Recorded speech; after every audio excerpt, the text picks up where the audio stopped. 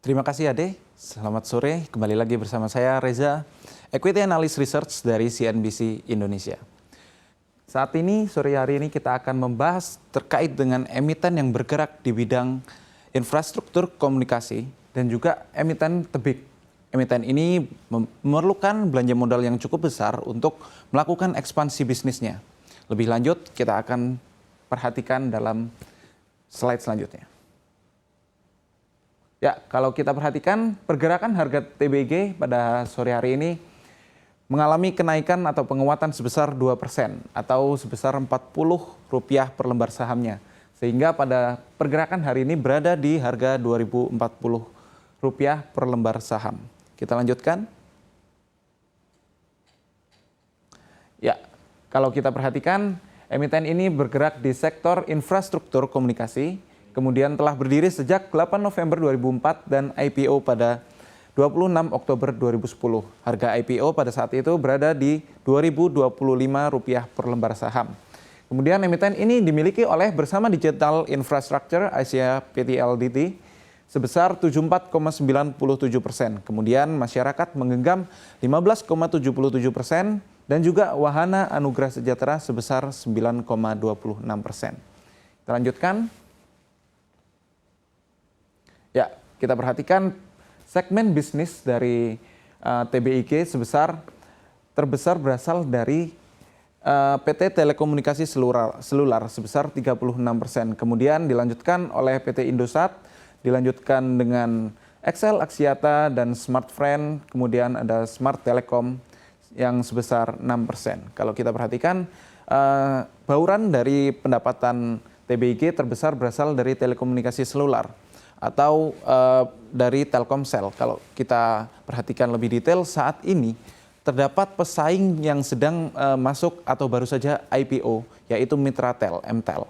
Nah, hal tersebut menyebabkan adanya potensi market share dari TBIG tergerus oleh kedatangan dari pesaingnya, yaitu MTEL.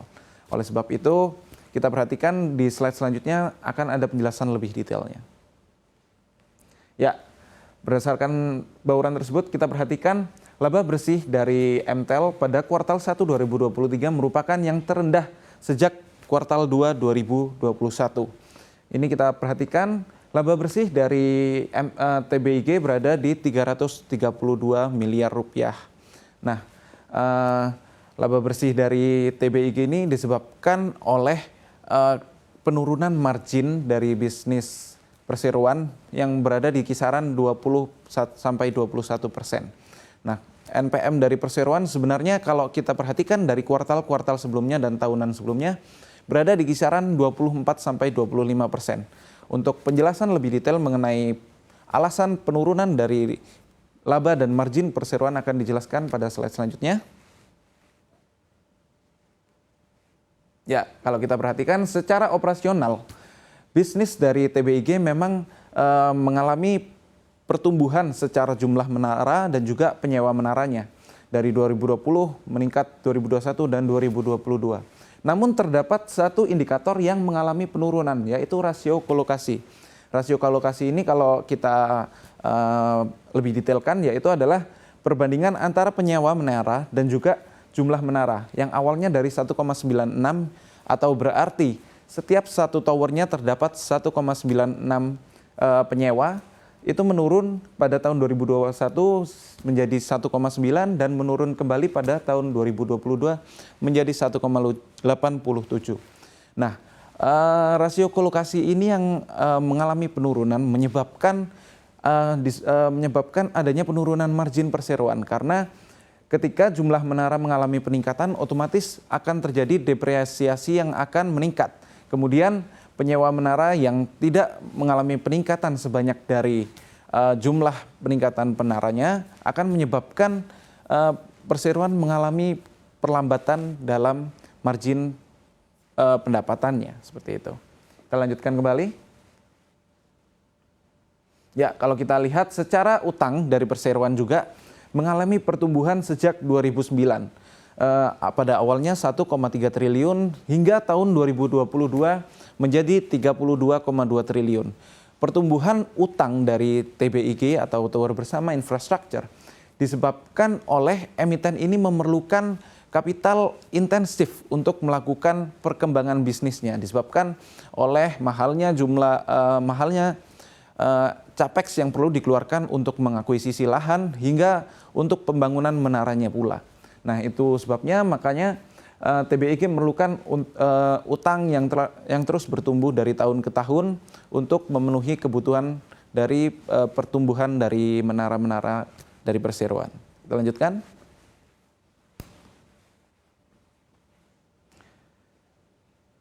Ya, kalau kita perhatikan secara perbandingan antara utang dan juga ekuitas dari perusahaan berada di atas 2,5 DER-nya sejak tahun 2013 ini sampai saat ini berada di 2,5. Ini menunjukkan bahwa perbandingan antara utang dan juga modal perseroan itu cukup tinggi karena setiap modalnya itu 2,5 kali lebih besar dibanding utangnya itu 2,5 kali lebih besar dari jumlah modal perseroan. Nah, ini terjadi dan tahun 2015 dan 2016 merupakan tahun ketika DER perseroan berada di titik tertinggi. Hal tersebut disebabkan oleh ekuitas perusahaan yang mengalami penurunan hingga berada di sekitar 1,6 triliun. Kemudian menurun 2017, 18 dan di 2022 berada di 2,9 kali. Kita lanjutkan.